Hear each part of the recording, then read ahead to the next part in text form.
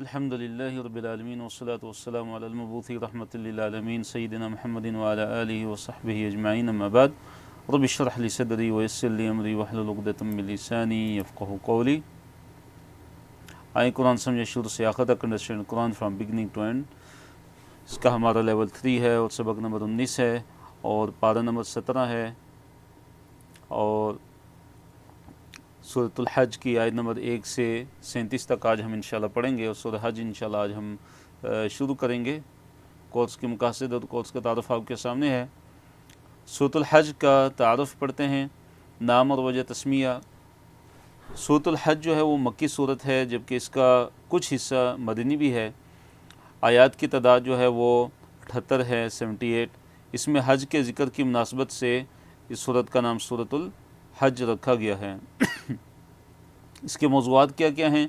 شروع کی جو 37 آیات ہیں، آیت نمبر 1 سے لے کر آیت نمبر 37 تک، اس میں قیامت اور اس سے متعلق جو امور ہیں ان کے متعلق گفتگو کی گئی ہے. جبکہ دیگر موضوعات میں درج ذیل شامل ہیں: انسان کی تخلیق کے مراحل، مشرکین و منافقین کا تذکرہ، تمام مخلوقات کا اللہ تعالیٰ کی عبادت کرنا، اسی طرح مشرکین کا مسجد حرام سے روکنا، اللہ تعالیٰ کی حرمات اور شعائر کی تعظیم، یہ موضوعات ہیں. آیت نمبر 38 سے 60 تک میں جہاد کا تذکرہ ہے جس کے موضوعات درج ذیل ہیں: اللہ تعالیٰ کا اہل ایمان کی مدد کرنا، رسولوں کی تکذیب اور اللہ تعالیٰ کا عذاب، اللہ کے رسول صلی اللہ علیہ وسلم کی ذمہ داری کیا تھی اس کا بیان، شیطان کی چالوں کے ذریعے لوگوں کا آپس میں اختلاف اور ہجرت کرنے والوں کا بدلہ. آیت نمبر 61 سے جو 78 تک کا جو موضوع ہے وہ ہے ایک اللہ تعالیٰ کی عبودیت کرنا، ایک اللہ تعالیٰ کے لیے ہی عبادت بجا لانا، اور دیگر موضوعات درج ذیل ہیں. اللہ تعالیٰ کی قدرت کے مظاہر، اللہ تعالیٰ کی قدرت کی جو نشانیاں ہیں ان کا بیان، مشرکین سے بحث کے طریقے، مشرکین کے بت، مومنوں کے لیے چند احکام الہیہ. اور یہ بات یاد رکھیں کہ یہ قرآن کی واحد صورت ہے کہ جس میں 2 سجدے ہیں. تو ہم پہلے صفحے کی طرف آتے ہیں. صفحہ نمبر 331 ہے، پارہ نمبر 17 ہے، اور اس صفحے میں 2 آیات ہیں سورۃ الحج کی.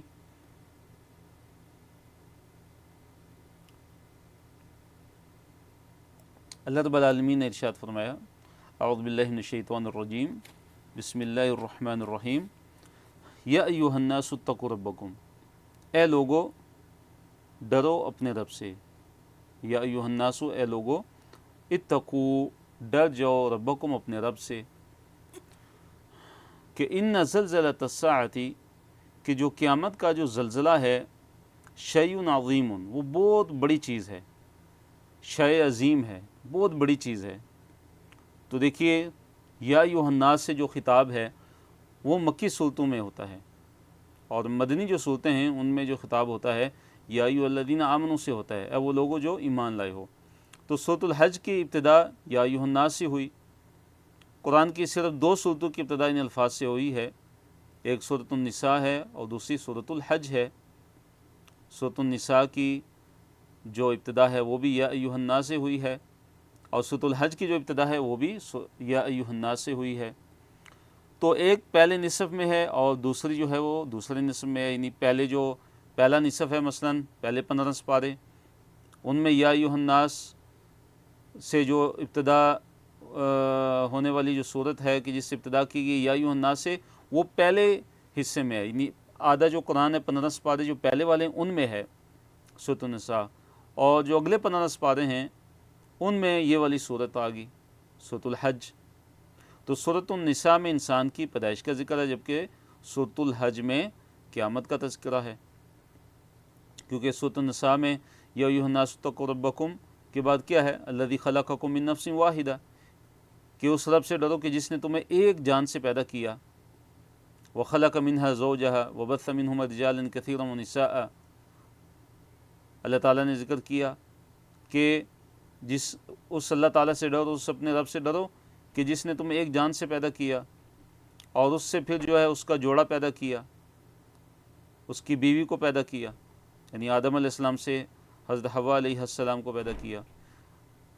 اور یہاں پہ اللہ تعالیٰ نے یا ایھا الناس اتقوا ربکم، اے لوگو اپنے رب سے ڈرو، تقوی کا حکم دیا، اور اس کے بعد قیامت کا تذکرہ کیا اللہ تعالیٰ نے۔ کس چیز کا تذکرہ کیا؟ قیامت کا تذکرہ کیا کہ تم دنیا میں آئے ہو، اس کے بعد تم نے اپنے رب کے پاس جانا ہے، اپنے رب کے سامنے حاضر ہونا ہے۔ دوسرے صفحے کی طرف ہم آتے ہیں، صفحہ نمبر 332 پارہ نمبر 17، اور اس میں آیات جو ہیں 2 سے لے کر 6 تک آیات ہیں، اور اس صفحے کو مختلف اشاروں میں اور آگے موضوعات میں تقسیم کیا گیا ہے، مختلف موضوعات میں تقسیم کیا گیا ہے۔ پہلے اشارے اور اس کے موضوع کی طرف ہم آتے ہیں کہ قیامت کے دن کی ہولناکیوں کا بیان ہے، اور اس کے 3 جو ہے وہ مناظر بیان کیے گئے ہیں۔ یوم ترونها تذہل کل مرضعۃ عما ارضعت، اللہ تعالیٰ نے فرمایا کہ جس دن تم اسے دیکھو گے، یعنی قیامت کو دیکھو گے، تو کیا ہوگا؟ تذہل، غافل ہو جائے گی، کل مرضعۃ، ہر دودھ پلانے والی، کس چیز سے؟ اما، اس چیز سے، ارضعت، کہ جس کو اس نے دودھ پلایا، یعنی اپنے دودھ پیتے بچے کو بھی وہ بھول جائے گی۔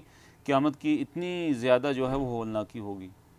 وَتَضَعُ كُلُّ ذَاتِ حَمْلٍ حَمْلَهَا، اللہ تعالیٰ نے فرمایا وَتَضَعُ، اور گرا دے گی، كُلُّ ذَاتِ حَمْلٍ، ہر حمل والی، کیا گرا دے گی؟ حملها، اپنے حمل کو۔ یعنی قیامت کی اتنی ہولناکیاں ہوں گی، اتنی شدت ہوگی، اتنا خوف ہوگا کہ ہر دودھ پلانے والی اپنے دودھ پیتے بچے کو کیا ہو جائے گی؟ بھول جائے گی۔ حتیٰ کہ مفسرین نے ذکر کیا کہ یہ جو مرضعہ، لفظ مرضعہ ہے، اس کا مطلب یہ ہے کہ وہ اس حال میں ہوگی کہ جب وہ بچے کو دودھ پلا رہی ہوگی تو قیامت قائم ہو جائے گی اچانک، اور وہ اپنے بچے کو بھی بھول جائے گی، کیونکہ لفظ مرضع آیا ہے، مرضع نہیں آیا۔ اگر مرضعون ہوتا تو مطلب ہوتا ہے کہ دودھ پلانے والی عورت، لیکن مرضع آ گیا تو اس سے مراد یہ ہے کہ اس وقت وہ دودھ پلا رہی ہوگی اور قیامت قائم ہوگی، اور اتنا ہولناک جو منظر ہوگا کہ وہ اپنے دودھ پیتے بچے کو کیا ہو جائے گی؟ رضیع جس کو کہتے ہیں عربی زبان میں، اس کو کیا ہو جائے گی؟ بالکل بھول جائے گی۔ اور ہر حمل والی اپنے حمل کو کیا ہو جائے گی؟ گرا دے گی، وضع حمل اس کا ہو جائے گا۔ وَتَرَى النَّاسَ سُكَارَىٰ، اللہ نے فرمایا کہ آپ دیکھیں گے کہ لوگ کیا ہیں؟ نشے میں ہیں۔ جیسے نشے کی حالت میں ایک انسان ہوتا ہے، ایسے آپ لوگوں کو دیکھیں گے۔ وَمَا هُمْ بِسُكَارَىٰ، حالانکہ وہ اصل میں حقیقت میں نشے میں نہیں ہوں گے۔ وَلَكِنَّ عَذَابَ اللَّهِ شَدِيدٌ، لیکن معاملہ کیا ہوگا کہ اللہ تعالیٰ کا جو عذاب ہے وہ بڑا ہی شدید ہوگا، بڑا ہی سخت ہوگا۔ اللہ کے بارے میں جھگڑنا، شیطان کی اتباع۔ بعض وہ لوگ ہیں کہ جو اللہ تعالیٰ کے بارے میں کیا کرتے ہیں؟ جھگڑتے ہیں، اللہ تعالیٰ کے بارے میں بحث و مباحثہ کرتے ہیں۔ تو اللہ تعالیٰ کے بارے میں جھگڑنے سے کیا مراد ہے؟ کہ اللہ تعالیٰ کی قدرت میں شک کرنا، اور بعث بعد الموت کا جو عقیدہ ہے اس میں شک کرنا۔ وَمِنَ النَّاسِ مَن يُجَادِلُ فِي اللَّهِ بِغَيْرِ عِلْمٍ، اور لوگوں میں سے وہ بھی ہیں کہ من جو یجادل، جو مجادلہ کرتے ہیں۔ دیکھیے جادل یجادل کون سا چیپٹر ہے؟ جی چیٹ میں لکھ کے بتائیے، جادل یجادل کون سا چیپٹر ہے؟ اور یہ فعل مضارع ہے، لیکن اس کا چیپٹر کون سا ہے؟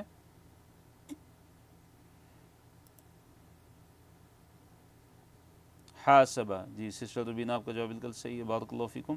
حاسبہ یحاسبو کا چیپٹر ہے کہ یجادلو، بحث و مباحثہ کرتے ہیں، جھگڑتے ہیں، فی اللہ، اللہ تعالیٰ میں۔ لفظی ترجمہ کیا ہے؟ فی اللہ، اللہ میں۔ مراد یہ کہ اللہ تعالیٰ کے بارے میں۔ تو کیا مراد ہے؟ کہ اللہ تعالیٰ کی قدرت میں، اور اللہ تعالیٰ نے جو یہ وعدہ کیا ہوا ہے کہ بعث بعد الموت، لوگوں کو موت کے بعد دوبارہ اٹھایا جائے گا، یہ جو عقیدہ ہے اس کے بارے میں وہ شک کرتے ہیں، لیکن کیسے؟ بغیر علم، بغیر علم کے، ان کے پاس کوئی علم نہیں ہے۔ اس سے کیا پتہ چلا کہ اگر مجادلہ کرنا ہے، اگر بحث و مباحثہ کرنا ہے تو آپ کے پاس علم ہونا چاہیے۔ کیا ہونا چاہیے؟ بغیر علم کے نہیں، بلکہ علم ہونا چاہیے۔ یعنی جائز جو بحث و مباحثہ ہوتا ہے، جائز جو مجادلہ ہوتا ہے، حوار ہوتا ہے اسلام کے اندر کسی سے، تو اس کے لیے کیا شرط ہے؟ کہ علم ہونا چاہیے۔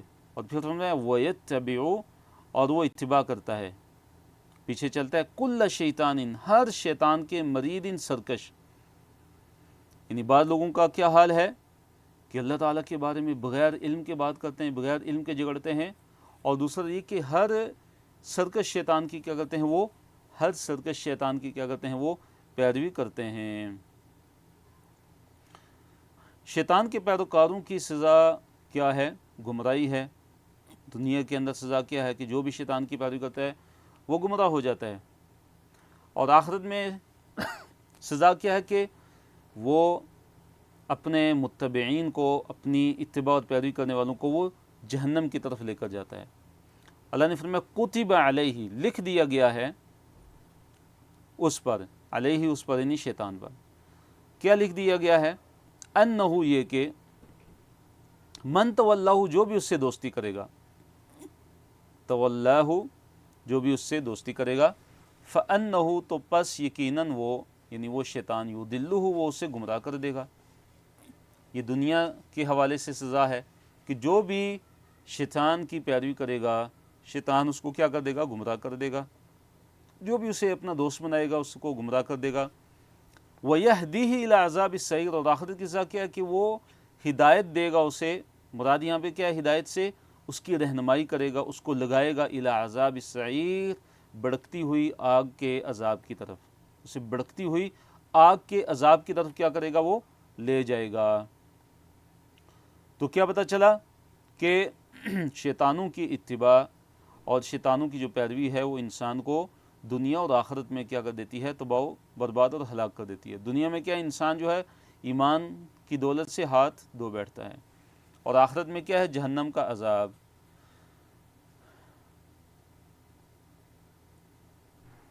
جس کے بعد یہ جو اگلی آیت ہے بڑی ہی عظیم آیت ہے، اور اس میں انسان کی پیدائش کے مختلف مراحل ان کو بیان کیا گیا ہے،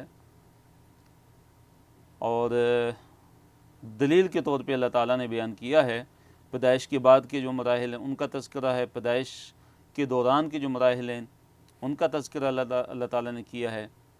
یا ایھا الناس، اے لوگو، ان کنتم، اگر تم ہو، فی ریب، ریب میں، شک میں، کس چیز سے؟ من البعث، بعث سے۔ بعث کسے کہتے ہیں؟ دوبارہ جی اٹھنا، دوبارہ جو ہے اٹھایا جانا، یعنی قیامت کے دن، یعنی موت کے بعد دوبارہ اٹھایا جانے کا جو عقیدہ ہے وہ اسلام نے دیا، اور یہ بالکل برحق عقیدہ ہے، اور اس میں کسی قسم کو کوئی شک و شبہ نہیں ہے۔ اے لوگو، اگر تمہیں بعث سے، اگر دوبارہ جی اٹھنے سے اگر تمہیں شک و شبہ ہے تو فَإِنَّا خَلَقْنَاكُم مِّن تُرَابٍ، تو یاد رکھو کہ ہم نے تو تمہیں مٹی سے پیدا کیا ہے، یعنی تمہارے باپ آدم کو ہم نے مٹی سے پیدا کیا ہے۔ ثُمَّ مِن نُطْفَةٍ، پھر نطفے سے پیدا کیا ہے، پانی کے قطرے سے پیدا کیا، یعنی پھر اس کے بعد جو ہے نسل انسانی جو ہے کس سے چلی؟ نطفے، پانی کے قطرے سے۔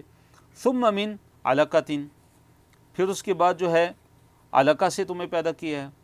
علقہ کسے کہتے ہیں؟ جمع ہوا خون، گاڑھا جمع ہوا خون۔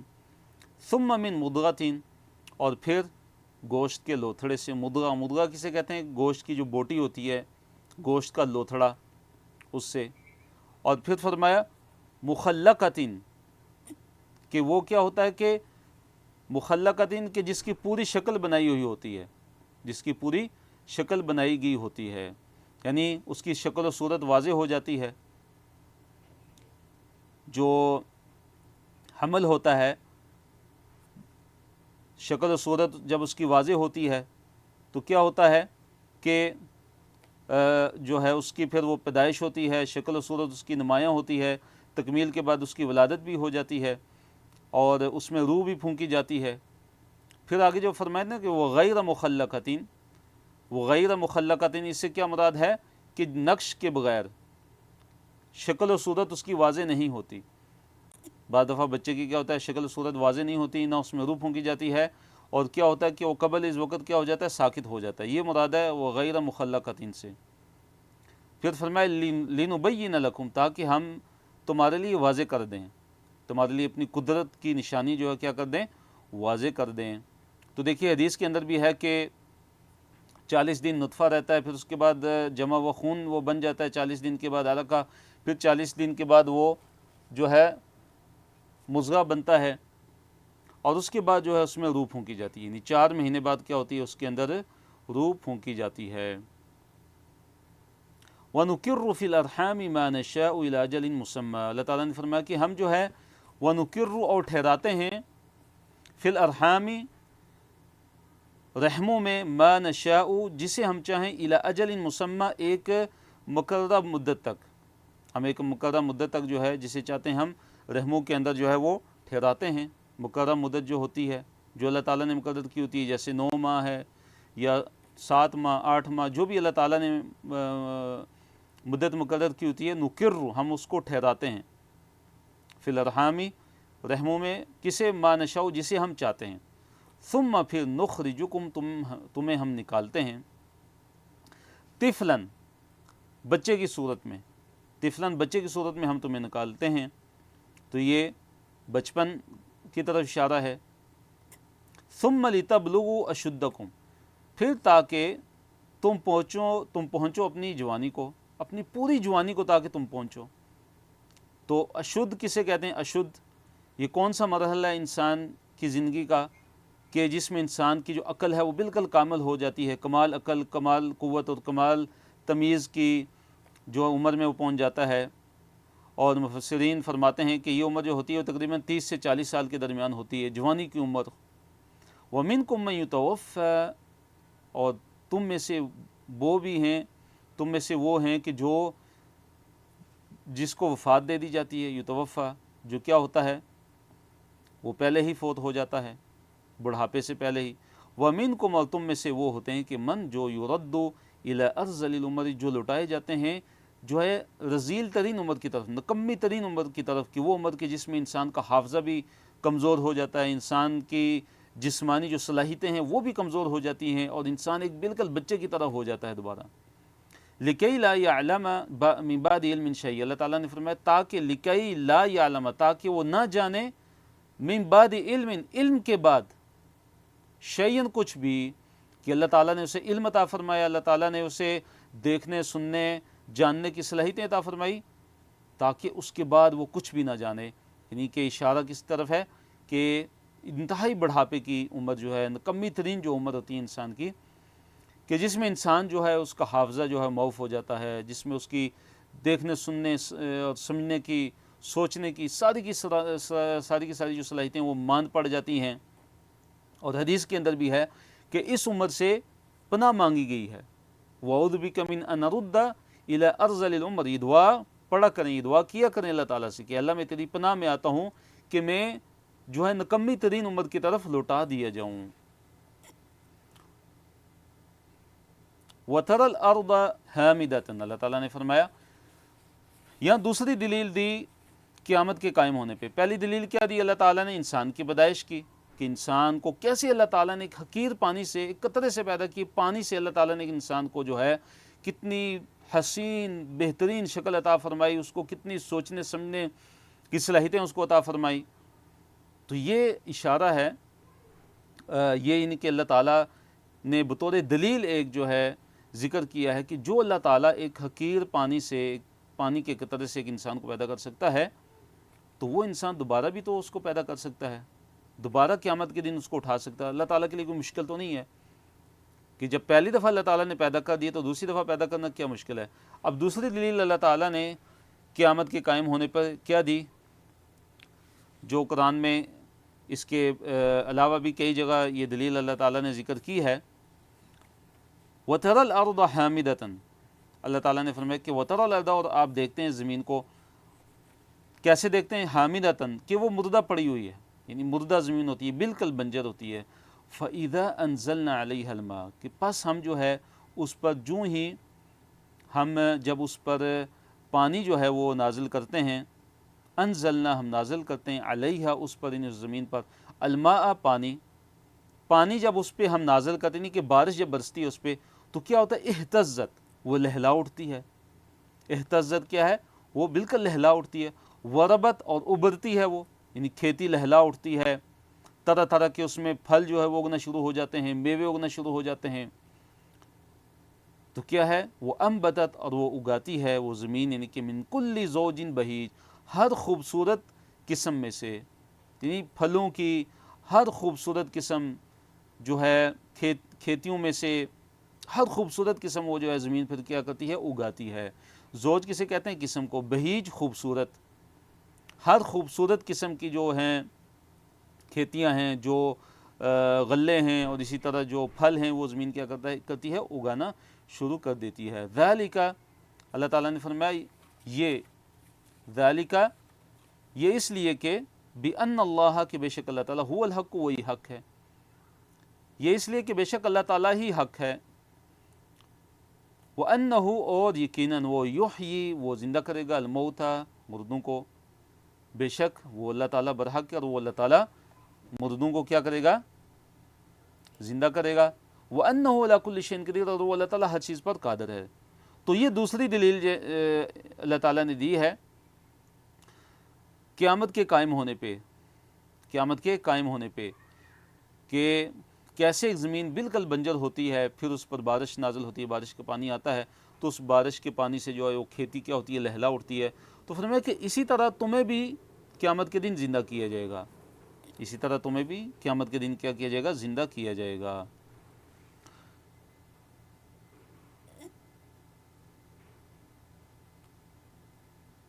اگلے صفحے کی طرف ہم آتے ہیں، صفحہ نمبر 333 ہے، پارہ نمبر 17 ہے، اور اس صفحے میں آیت نمبر 7 سے آیت نمبر 15 تک ہیں، اور اس صفحے کو بھی مختلف اشارات اور آگے ان کے مختلف موضوعات میں تقسیم کیا گیا ہے۔ قیامت کے قائم ہونے اور قبروں سے اٹھائے جانے میں کسی بھی قسم کا کوئی شک و شبہ نہیں ہے۔ آیت نمبر 7 میں اللہ تعالیٰ نے فرمایا وَأَنَّ السَّاعَةَ اور یہ کہ جو گھڑی ہے، آتیۃ وہ آنے والی ہے، تو گھڑی سے مراد کیا ہے؟ قیامت کی گھڑی، یعنی قیامت آنے والی ہے، لا ریبہ کوئی شک نہیں ہے، فیہا اس میں، یعنی اس قیامت میں، اور یقیناً قیامت آنے والی ہے اور اس کے آنے میں کوئی شک و شبہ نہیں ہے۔ وَأَنَّ اللَّهَ اور یہ کہ اللہ تعالیٰ یبعث اٹھائے گا، من انہیں کہ جو فی القبور قبروں میں ہیں، اور اللہ تعالیٰ اٹھائے گا ان کو کہ جو قبروں میں ہیں۔ وَمِنَ النَّاسِ مَن يُجَادِلُ فِي اللَّهِ بِغَيْرِ عِلْمٍ وَلَا هُدًى وَلَا كِتَابٍ مُنِيرٍ، آیت نمبر 8 ہے کہ اللہ تعالیٰ کے بارے میں جو جھگڑتے ہیں، یعنی اللہ تعالیٰ کا انکار کرتے ہیں، اللہ تعالیٰ کی آیات کی تکذیب کرتے ہیں، اللہ تعالیٰ کی قدرت میں شک کرتے ہیں، قیامت کا انکار کرتے ہیں، یہ مراد ہے اللہ تعالیٰ کے بارے میں جھگڑا کرنے سے۔ اچھا، اب یہ اللہ تعالیٰ کے بارے میں جھگڑا کرتے ہیں تو کیسے کرتے ہیں؟ نہ ان کے پاس کوئی ہدایت ہے، نہ ہی ان کے پاس کوئی علم ہے، نہ ان کے پاس کوئی عقلی دلیل ہے، نہ ان کے پاس کوئی فطری دلیل ہے، نہ ہی ان کے پاس کوئی روشن کتاب ہے، اور پھر کیا ہے؟ ان کے اندر تکبر ہے، ان کے اندر غرور ہے، اور یہ ایسا کیوں کرتے ہیں؟ تاکہ لوگوں کو اللہ تعالیٰ کے راستے سے روکیں۔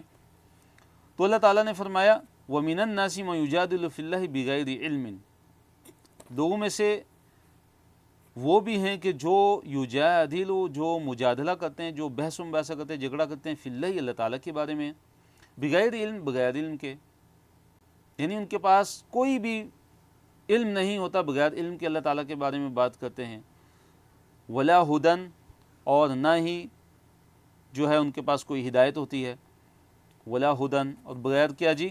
ہدایت کے، ولا کتاب منیر اور نہ ہی روشن کتاب کے، نہ ہی ان کے پاس کیا ہوتی ہے؟ کوئی روشن کتاب ہوتی ہے۔ روشن کتاب یعنی آسمانی کتاب میں کوئی ایسی دلیل جو ہو، جو ثابت ہو اور جس میں کسی قسم کو کوئی شک و شبہ نہ ہو، جس میں تحریف نہ ہوئی ہو، تو یہ مراد ہے روشن کتاب سے۔ نہ ہی ان کے پاس کوئی روشن کتاب ہے، اس کی کوئی دلیل ہے، اور نہ ہی ان کے پاس کوئی ہدایت ہے، اور نہ ہی ان کے پاس علم ہے، تو اس کے ساتھ وہ کیا کرتے ہیں؟ اللہ تعالیٰ کے بارے میں جھگڑا کرتے ہیں۔ کیا کرتے ہیں؟ اللہ تعالیٰ کے بارے میں جھگڑا کرتے ہیں۔ آیت نمبر 9 اللہ تعالیٰ نے فرمایا ثانیہ اطفیہ، ثانیہ موڑنے والا ہے وہ، اطفیہ اپنا پہلو، ثنا یثنی سے ثانیہ، ثانی سے کیا مراد ہے؟ موڑنے والا، اس میں فاعل کا صیغہ ہے ثانیہ، وہ موڑنے والا، اطفیہ اپنے جو ہے کندھے کو یا اپنے پہلو کو، اپنے کندھے کو یا اپنے پہلو کو۔ تو اس سے کیا مراد ہے کہ وہ کیسے انکار کرتا ہے، کیسے اعراض کرتا ہے، کہ تکبر کرتے ہوئے، اعراض کرتے ہوئے اپنی گردن کو کیا کرتا ہے؟ وہ موڑتا ہے اور پھر جاتا ہے اور ایمان نہیں لاتا، لیضل عن سبیل اللہ تاکہ وہ اللہ تعالیٰ کے راستے سے روکے، لہو فی الدنیا خزی، اللہ تعالیٰ نے فرمایا اس کے لیے دنیا میں کیا ہے؟ رسوائی ہے، دنیا میں اس کے لیے رسوائی ہے، وَنُذِيقُهُ، اور ہم اس کو چکھائیں گے یوم القیامت، قیامت کے دن، عذاب الحریق، جلنے کا عذاب۔ دنیا میں بھی اس کے لیے کیا ہے؟ رسوائی ہے، دنیا میں بھی اس کے لیے کیا ہے؟ ذلت ہے، اور جب قیامت کا دن ہوگا تو اسے جلنے کا عذاب چکھایا جائے گا۔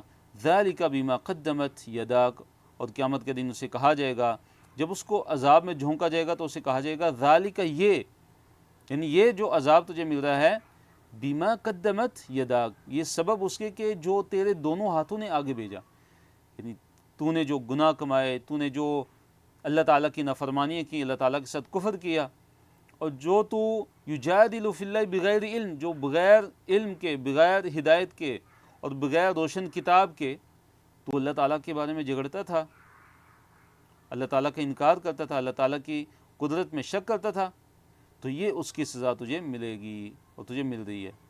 وَأَنَّ اللَّهَ، اور یہ کہ اللہ تعالیٰ، لیسا نہیں ہے بظلام، ذرا بھی ظلم کرنے والا، للعبید، بندوں کے لیے، اللہ تعالیٰ بندوں پر ذرا بر ظلم کرنے والا نہیں ہے۔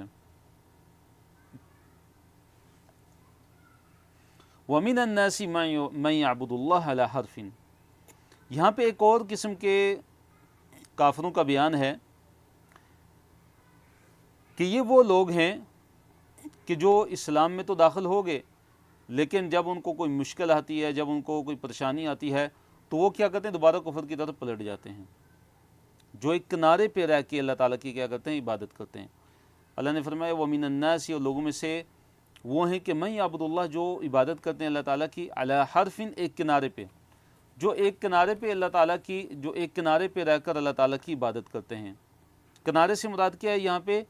یعنی دین کے اندر ان کا ایمان ان کا ضعیف ہوتا ہے، ایمان کے اندر وہ شک میں مبتلا ہوتے ہیں، وہ متردد ہوتے ہیں، اگر انہیں خیر پہنچتی رہے تو مطمئن رہتے ہیں، ہاں ٹھیک ہے، یہ دین بڑا اچھا ہے، دین اسلام بڑا اچھا ہے۔ جیسے کہ ایک روایت کے اندر ہے کہ ایک عرابی تھا، ایک دیہاتی تھا، تو اس کے بارے میں آتا ہے کہ جب اس پہ اس کو جو ہے نعمتیں ملتی تھی تو کہتا تھا یہ دین بڑا اچھا ہے، اور جب اس پہ تکلیفیں آتی تھی تو کہتا تھا یہ دین صحیح نہیں ہے۔ اللہ نے فرمایا فَإِن، پس اگر اصابہ، پہنچے اسے، خیر، ان کوئی خیر، اطمئن بھی، تو اس سے کیا ہو جاتا ہے؟ مطمئن ہو جاتا ہے۔ خیر سے مراد کیا ہے یہاں پہ؟ مطلب دنیا کا مال و دولت، صحت، تندرستی، خیر۔ وَإِنْ أَصَابَتْهُ، اور اگر پہنچے اسے، فِتْنَةٌ، آزمائش، اگر اسے کوئی آزمائش پہنچتی ہے تو کیا کرتا ہے؟ انقلب، پلٹ جاتا ہے، علی وجہی، اپنے منہ کے بل، اپنے منہ پر کیا ہوتا ہے؟ پلٹ جاتا ہے واپس، مراد یہ کہ دوبارہ کفر میں چلا جاتا ہے، دوبارہ دین اسلام کو چھوڑ کر کفر میں چلا جاتا ہے۔ خسر الدنیا والآخرہ، اللہ تعالیٰ نے اس کے بارے میں کیا فرمایا کہ دنیا بھی خسارے میں اور آخرت بھی خسارے میں، دنیا کا بھی اس نے نقصان کر دیا اور آخرت کا بھی اس نے نقصان کر دیا۔ اللہ نے فرمایا ذالک، یہی ہے، ہوا الخسران المبین، یہی ہے واضح خسارہ۔ یہی کیا ہے جی؟ واضح خسارہ ہے کہ دنیا میں بھی خسارہ اور آخرت میں بھی کیا ہے؟ خسارہ ہے۔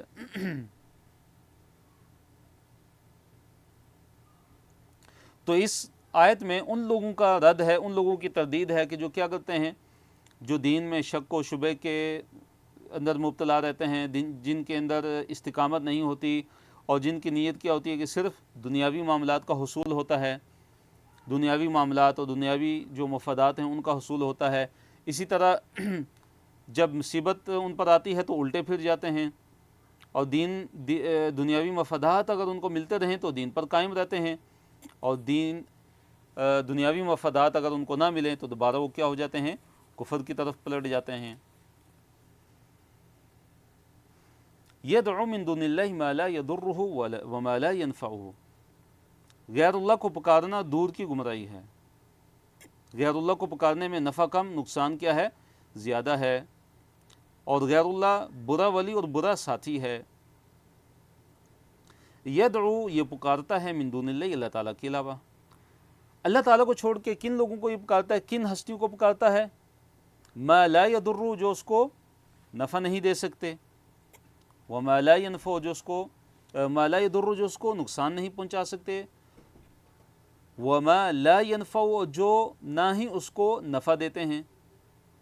اللہ تعالیٰ کو چھوڑ کے ان ہستیوں کو پکارتا ہے، ان مورتیوں کو، ان بتوں کو، یا اللہ تعالیٰ کو چھوڑ کے اللہ تعالیٰ کے جو بزرگ ہیں، نیک لوگ ہیں، اللہ تعالیٰ کے انبیاء ہیں، ان کو پکارتا ہے کہ جو نہ ہی اس کو نقصان پہنچا سکتے اور نہ ہی اس کو نفع دے سکتے ہیں۔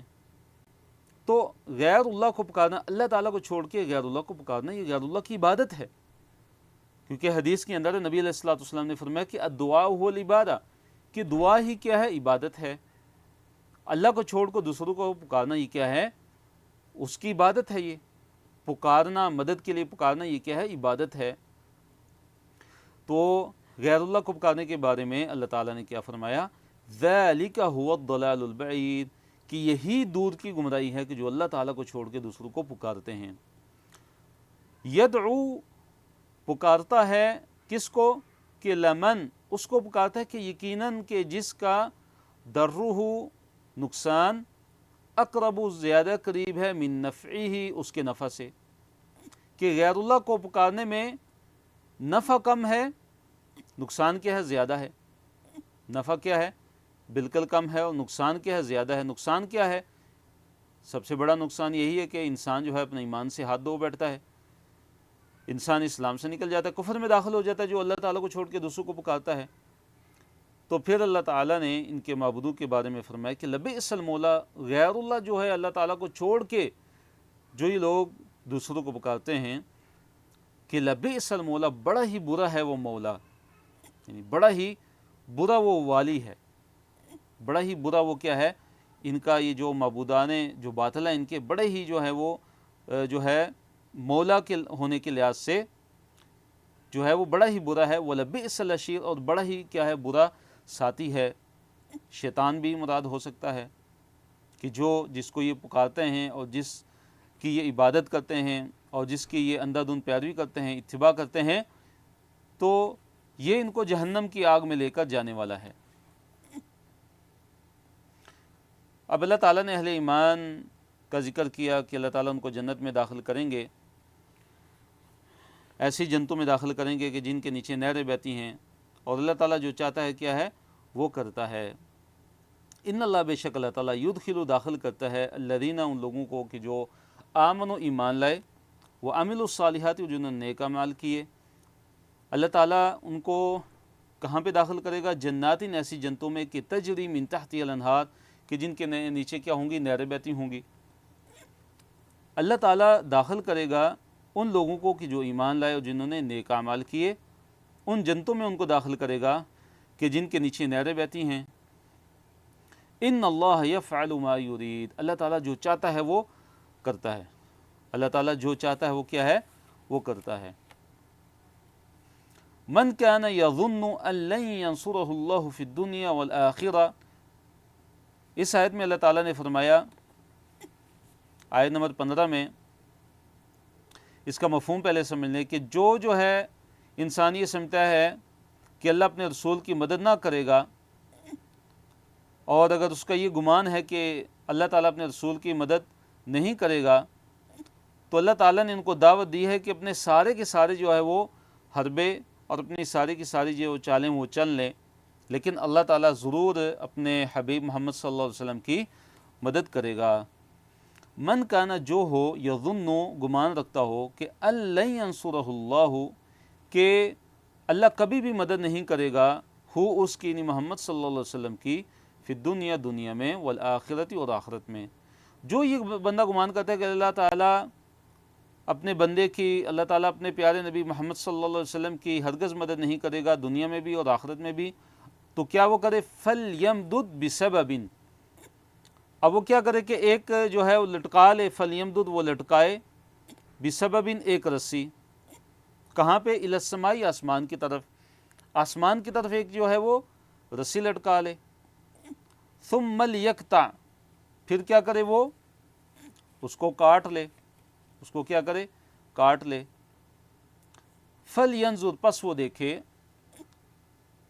پھر وہ دیکھے، هَلْ يُذْهِبَنَّ، کیا واقعی لے گئی ہے، ہٹا دیا ہے، کیدہ، اس کی اس چال نے، اس کے اس حربے نے، ما یغیظ، اس چیز کو کہ جو چیز اس کو کیا غصہ دلا رہی ہے۔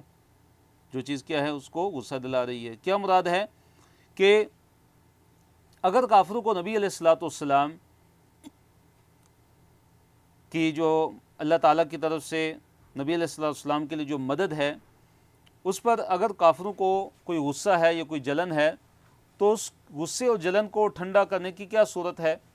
اس کی ایک صورت یہ ہے، بلکہ ایک اس کا معنی، اس آیت کا معنی کیا بیان کیا گیا ہے کہ ایسا انسان کہ جس کے دل میں نعوذ باللہ بڑی ہی جلن ہے اور بڑا ہی غصہ ہے اس کے دل کے اندر نبی علیہ الصلوۃ والسلام کے لیے، اور وہ یہ سمجھتا ہے کہ اللہ تعالیٰ کبھی بھی محمد صلی اللہ علیہ وسلم کی مدد نہیں کریں گے، نہ دنیا میں نہ آخرت میں، تو وہ کیا کرے کہ اپنے چھت سے وہ رسی باندھ لے اور پھانسی لے کر وہ کیا کرے، وہ خودکشی کر لے اور جو ہے وہ مر جائے۔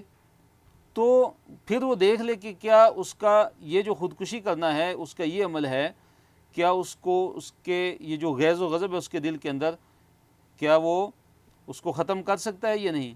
کیا اس طریقے سے اس کا غیظ و غضب جو ہے وہ ختم ہوتا ہے یا نہیں؟ تو وہ یہ تجربہ کر لے۔ اور دوسرا اس کا مطلب یہ ہے کہ وہ ایک رسہ لے اور کیا کرے، آسمان کی طرف چڑھ جائے۔ وہ کیا کرے، آسمان کی طرف چڑھ جائے اور آسمان سے جو وحی نازل ہوتی ہے اس کا سلسلہ ختم کرا دے، اس کا سلسلہ ختم کرا دے، اور اس کے بعد دیکھے کہ کیا واقعی اس کا کلیجہ وہ ٹھنڈا ہوا ہے یا کہ نہیں۔ تو یہ جو مطلب ہے، دوسرا مطلب کہ اگر ایک انسان یہ سمجھتا ہے کہ اللہ تعالیٰ اپنے حبیب محمد صلی اللہ علیہ وسلم کی کبھی بھی مدد نہیں کریں گے، نہ دنیا میں نہ آخرت میں، اور اس کے دل میں نعوذ باللہ بڑا ہی جو ہے غصہ ہے، اس کے دل میں بڑا ہی جو ہے غیظ و غضب ہے اور جلن ہے، تو وہ کیا کرے کہ وہ آسمان پر چڑھ جائے ایک رسہ لگا کر، اور جو وحی نازل ہوتی ہے نبی علیہ الصلوۃ والسلام پر اور جو مدد نازل ہوتی ہے نبی علیہ الصلوۃ والسلام پر، اس کا وہ سلسلہ اگر ختم کرا سکتا ہے تو وہ ختم کرا دیں، اور اس کے بعد دیکھے کہ کیا واقعی اس کا اس سے جو ہے اس کا غیظ و غضب، جو اس کا غصہ ہے، وہ دل کا غصہ اس کا ٹھنڈا ہوتا ہے یا نہیں۔ لیکن وہ ایسا بالکل نہیں کر سکتا۔ وَكَذَلِكَ أَنزَلْنَاهُ آيَاتٍ بَيِّنَاتٍ، اگلے صفحے کی طرف ہم چلتے ہیں۔ اللہ تعالیٰ نے فرمایا وَكَذَلِكَ، اور اسی طرح، کہ کس طرح کہ جیسے اللہ تعالیٰ نے کافروں پر اپنی حجت کو تمام کیا، اپنی قدرت کے دلائل دے کر، اپنی قدرت کے دلائل کو بیان کر کے آخرت کے قائم ہونے پہ، قیامت کے قائم ہونے پہ، تو اسی طرح ہم نے نازل کی ہیں آیتیں بینات، بالکل واضح، ہم نے بینات واضح آیتیں ہم نے نازل کی ہیں جو بالکل واضح ہیں، جن میں کوئی ٹیڑھا پن نہیں ہے، جن میں کوئی کجی نہیں ہے، جو بالکل واضح ہیں، روشن ہیں۔ اسی طرح ہم نے ان آیات بینات کو نازل کیا ہے۔ وَأَنَّ اللَّهَ، اور بے شک اللہ تعالیٰ، یہدی، اللہ تعالیٰ ہدایت دیتا ہے، من یرید، جسے اللہ تعالیٰ چاہتا ہے۔ اللہ تعالیٰ اسے ہی ہدایت دیتا ہے جس کے لیے اللہ تعالیٰ ہدایت کو چاہتا ہے، ہدایت کو پسند کرتا ہے۔ اللہ تعالیٰ قیامت کے دن تمام گروہوں میں فیصلہ فرما دے گا، چاہے اہل کتاب ہوں، چاہے اہل ایمان ہوں، نصارہ ہوں، عیسائی، صابی ہوں، مجوسی ہوں، مشرک ہوں، اللہ تعالیٰ قیامت کے دن سب میں کیا کرنے والا ہے؟ فیصلہ کرنے والا ہے۔ آیت نمبر 17، ان الذین آمنوا، بے شک وہ لوگ کہ جو ایمان لے آئے، والذین ہادوا، جو یہودی بن گئے، والصابئین، اور جو صابی ہوئے۔ صابی کون ہیں؟ ان کے بارے میں مفسرین لکھتے ہیں، بعض یہ کہتے ہیں کہ یہ وہ لوگ تھے کہ جو بعض انبیاء کے پیروکار تھے، جو بعض انبیاء کے پیروکار تھے، وہ مراد ہیں۔ والنصارى، اور عیسائی، والمجوس، اور مجوسی۔ مجوسی کون ہیں؟ کہ جو آتش پرست ہیں، جو آگ ہے اس کی عبادت کرنے والے ہیں۔ والذین اشرکوا، جنہوں نے شرک کیا۔ والذین اشرکوا، جو مشرک ہیں، جنہوں نے شرک کیا، ان سے کون مراد ہے؟ جو بت پرست ہیں، جنہوں نے بتوں کی عبادت کی، بتوں کی پوجا کی۔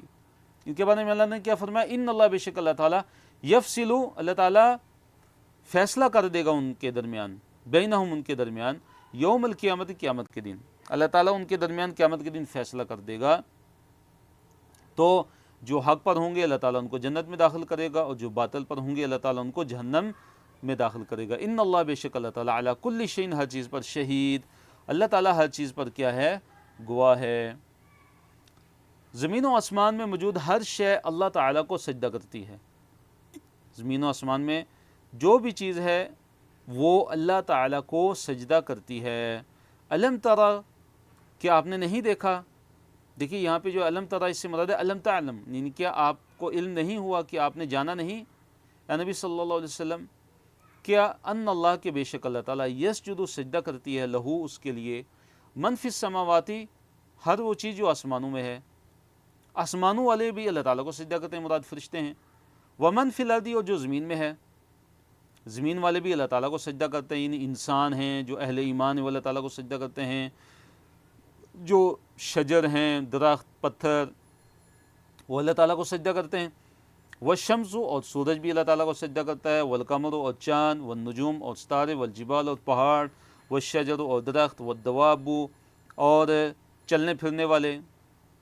وکثیر من الناس، اور بہت سے لوگوں میں سے، یعنی بہت سے لوگ بھی سجدہ کرتے ہیں اللہ تعالیٰ کو. مراد اہل ایمان ہیں جو اللہ تعالیٰ کی اطاعت کرتے ہوئے اللہ تعالیٰ کو سجدہ کرتے ہیں.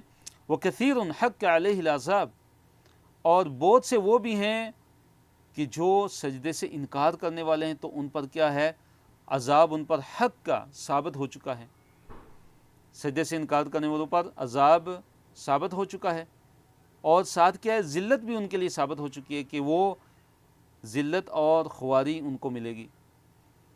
وَمَن يُهِنِ اللَّهُ، اور جسے اللہ تعالیٰ ذلیل کر دے، جسے اللہ تعالیٰ رسوا کر دے، فَمَا لَهُ مِن مُكْرِم، تو پس کوئی بھی اس کو اکرام کرنے والا، بس کوئی بھی اس کو عزت دینے والا نہیں ہے. جسے اللہ تعالیٰ ذلیل کر دے اس کے لیے کوئی بھی عزت دینے والا نہیں ہے. ان اللہ یفعل ما یشاء، کہ بے شک اللہ تعالیٰ جو چاہتا ہے وہ کرتا ہے.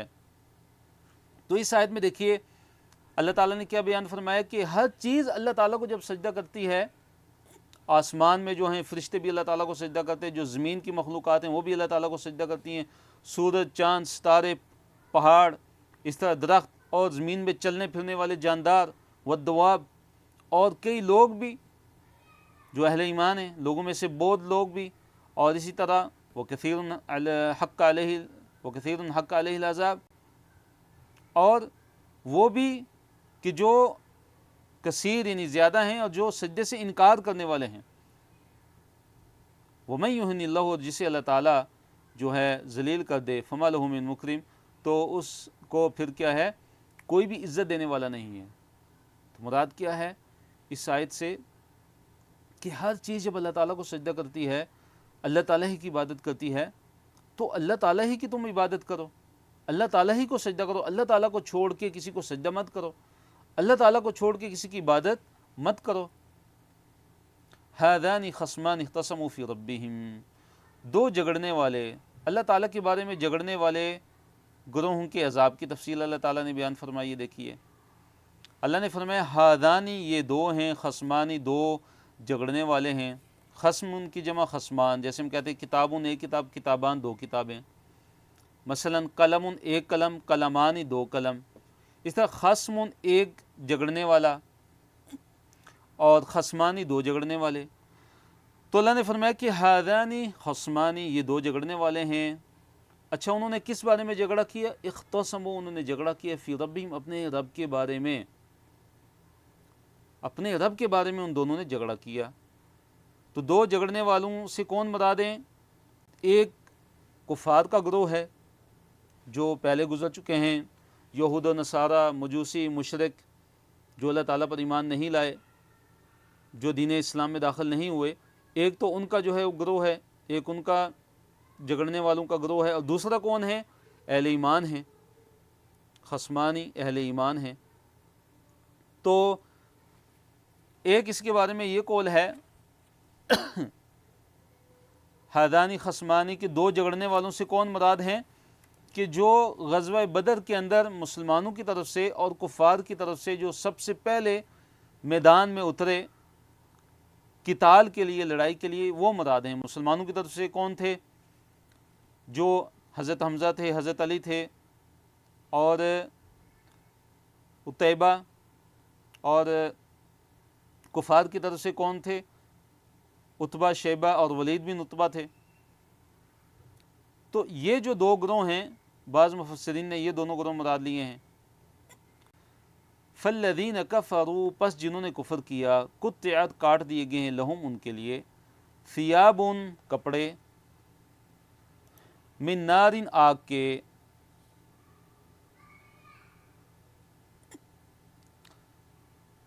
جی معذرت جو مسلمانوں کی طرف سے تھے حضرت حمزہ حضرت علی اور حضرت عبیدہ بارک اللہ فیکم.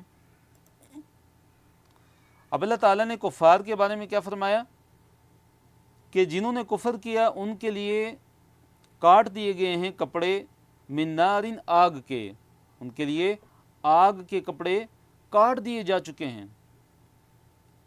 یصب انڈیلا جائے گا من فوق رؤوسہم ان کے سروں کے اوپر سے الحمیم حمیم، حمیم سے کیا مراد ہے؟ سخت گرم پانی، انتہائی جو کھولتا ہوا سخت ترین گرم پانی ہوتا ہے وہ ان کے سروں کے اوپر سے کیا ہوگا؟ انڈیلا جائے گا. سروں پر کھولتا ہوا گرم پانی ان کے جو ہے وہ بہایا جائے گا. تو اب کیا ہوگا؟ یسحر بہ کہ پگھلا دی جائیں گی اس پانی کے ساتھ ما فی بطونہم وہ چیزیں کہ جو ان کے پیٹوں میں ہوں گی. ان کے پیٹ میں جو بھی چیز ہوگی اس گرم پانی کے انڈیلے جانے کی وجہ سے کیا ہو جائے گا؟ وہ بالکل پگھل جائیں گی. والجلود اور ان کی جو کھالیں ہیں، ان کے جو چمڑے ہیں وہ بھی کیا ہو جائیں گے؟ اس سے پگھل جائیں گے جو کھولتے ہوئے گرم پانی سے. وَلَهُمْ مَقَامِعُ مِنْ حَدِيدٍ کہ ان کے لیے اس جہنم میں کیا ہوں گے؟ حدید یعنی لوہے کے ہتھوڑے ہوں گے. فرشتے ان کو لوہے کے ہتھوڑوں سے ان کو کیا کریں گے؟ ماریں گے انہیں. مقام مکمہ ان کی جمع ہے، تو مکمہ ایک ہتھوڑا اور مقام زیادہ ہتھوڑے. ان کے لیے جہنم کی آگ میں، جہنم میں کیا ہوں گے؟ لوہے کے ہتھوڑے ہوں گے. کلما جب کبھی بھی ارادو وہ چاہیں گے، وہ ارادہ کریں گے ان یخرجوا منہا کہ وہ اس سے نکلیں، یعنی جہنم کی آگ سے. جب کبھی بھی وہ چاہیں گے کہ وہ جہنم کی آگ سے نکلیں، من غم کی وجہ سے، شدت غم کی وجہ سے جب بھی وہ جہنم سے نکلنے کی کوشش کریں گے تو کیا ہوگا؟ اعیدوا وہ لٹا دیے جائیں گے فیہا اس میں، جہنم کی آگ میں. نکلنے کی کوشش کریں گے جب وہ ارادہ کریں گے تو جہنم کی آگ میں ان کو دوبارہ لٹا دیا جائے گا اور انہیں کیا کہا جائے گا؟ وذوقوا اور چکھو عذاب الحریق جلنے کا عذاب. جلنے کا جو عذاب ہے اس کو اب تم مزہ چکھو کہ دنیا میں تم کفر کر کے آئے ہو، دنیا میں تم اسلام کے اندر داخل نہیں ہوئے، دنیا کے اندر تم نے اللہ تعالیٰ کی اطاعت نہیں کی، دنیا کے اندر تم نبی علیہ الصلوۃ والسلام پر ایمان نہیں لائے. تو آج تمہارا جو ہے وعدے کے مطابق جو دنیا کے اندر تمہیں وعدہ دیا گیا تھا، آج اس کے مطابق بالکل تمہارا اسی طرح جو ہے وہ حشر ہو رہا ہے کہ تمہارے لیے جہنم کا کیا ہے؟ دائمی عذاب ہے، اور جہنم کی آگ سے تمہارا نکلنا بھی ممکن نہیں ہے. تم اس جہنم کی آگ سے اب نکل بھی نہیں سکتے ہو. تو اس میں ہمارے لیے کیا سبق ہے کہ ہم عبرت حاصل کریں.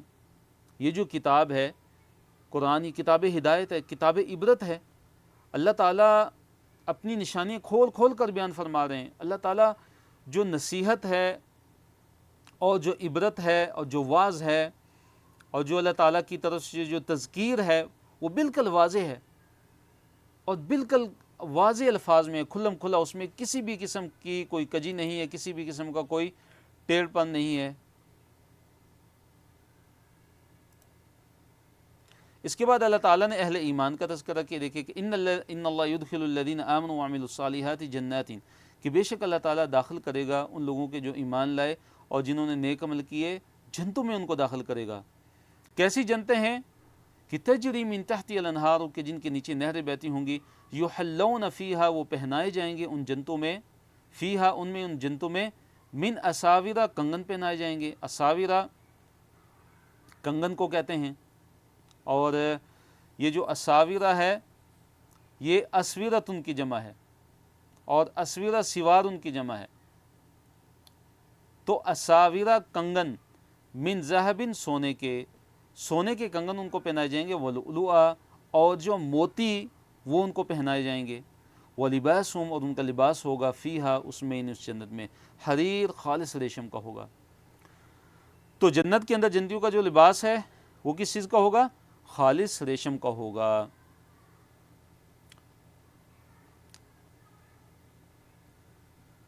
جی صفحہ نمبر 335 ہے، پارہ نمبر 17 صفحے میں آیات 24 سے لے کر 30 تک ہیں. اللہ تعالیٰ نے فرمایا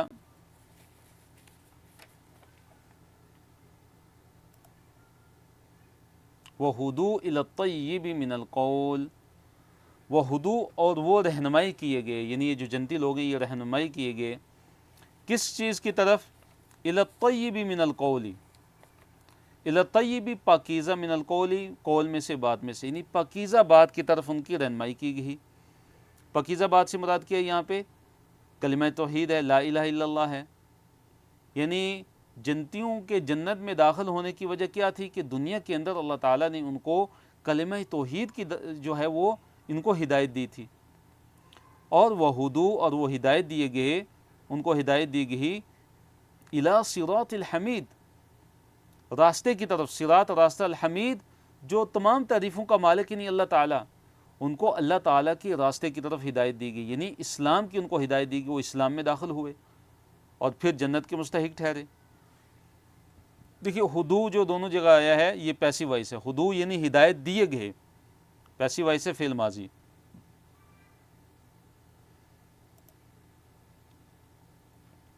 ایسے کفار جو اللہ تعالیٰ کے راستے اور مسجد حرام کی طرف سفر سے روکتے ہیں، ان کے لیے کیا دردناک عذاب ہے۔ کفار نے اہل ایمان کو روکا، 6 ہجری میں جب مسلمان مکہ کی طرف عمرے کے لیے روانہ ہوئے تو کفار نے اہل ایمان کو، مسلمانوں کو کیا کیا؟ وہ روکا تھا انہوں نے مسجد حرام کی طرف جانے سے، اور مسلمان جو ہے حدیبیہ کے مقام سے واپس پلٹ آئے تھے۔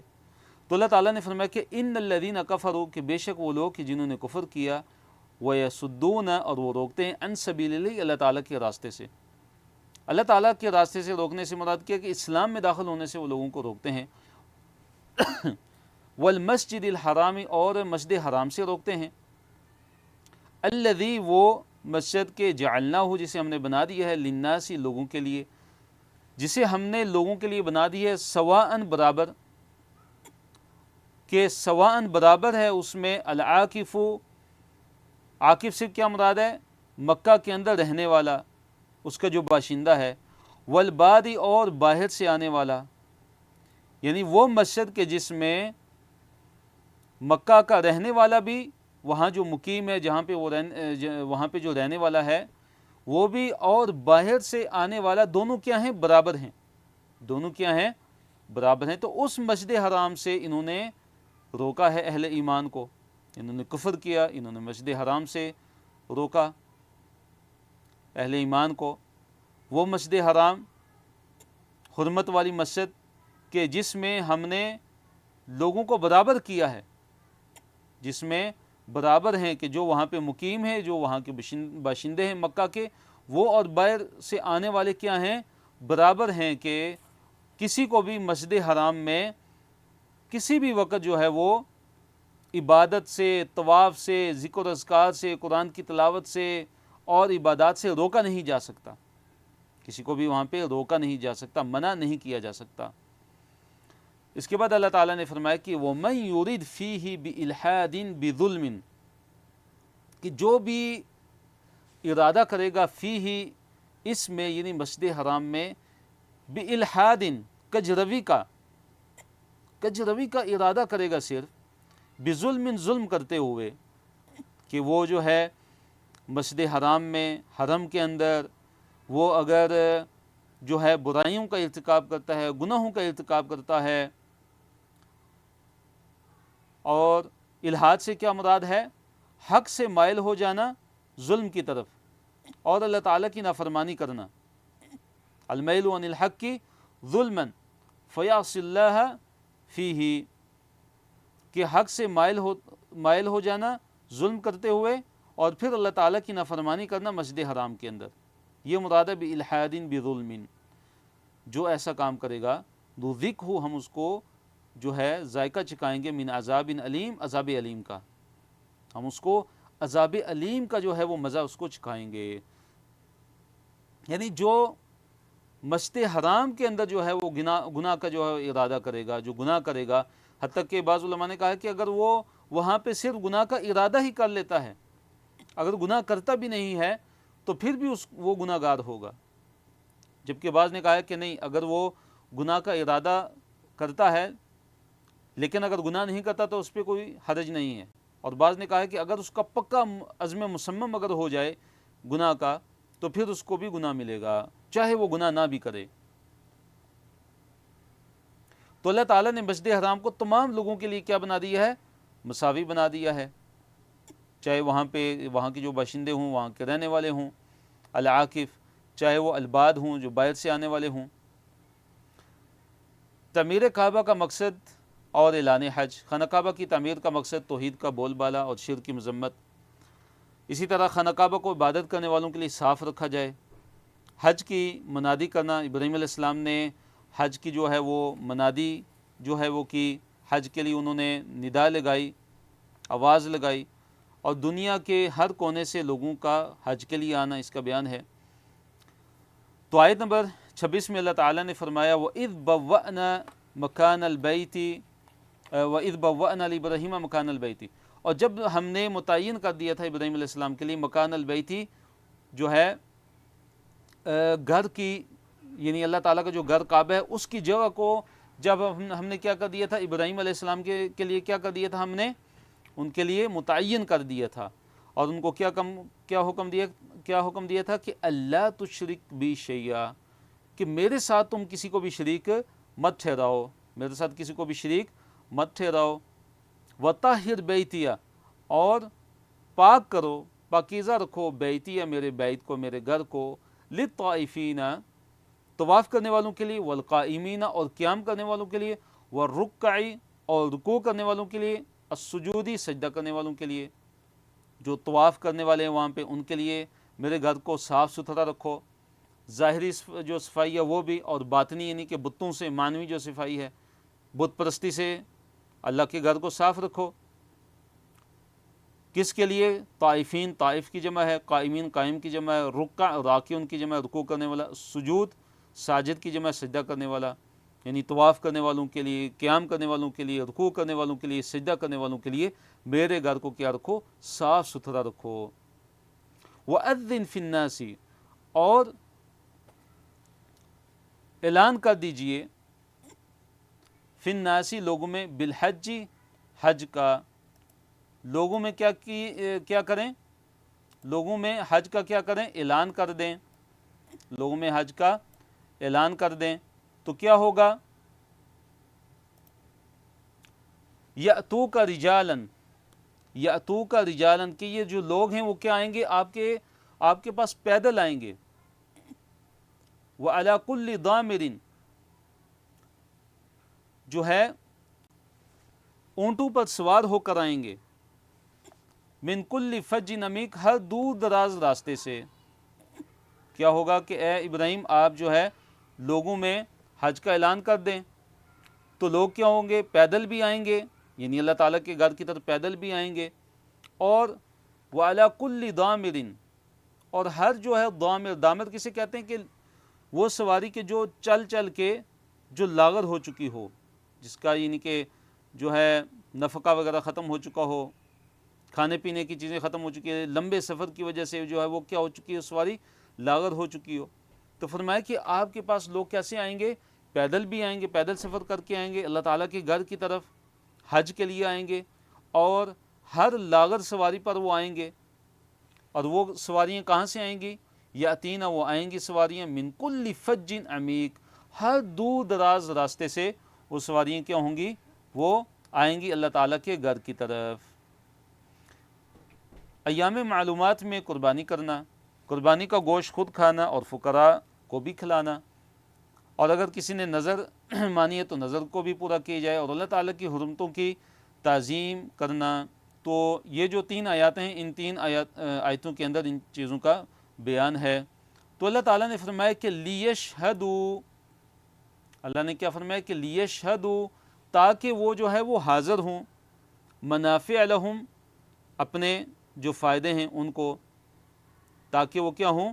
جو ان کے جو فائدے ہیں ان میں وہ ان فائدوں سے وہ مستفید ہوں، اپنے فائدوں میں وہ حاضر ہوں۔ اور فائدوں سے کیا مراد ہے؟ دینی فوائد بھی ہیں، جیسے وہاں پہ نماز ہے، جیسے طواف ہے، جیسے مناسک حج اور عمرہ ہیں، اور تو اس سے کیا ہوگا کہ اللہ تعالیٰ کی مغفرت حاصل ہوگی۔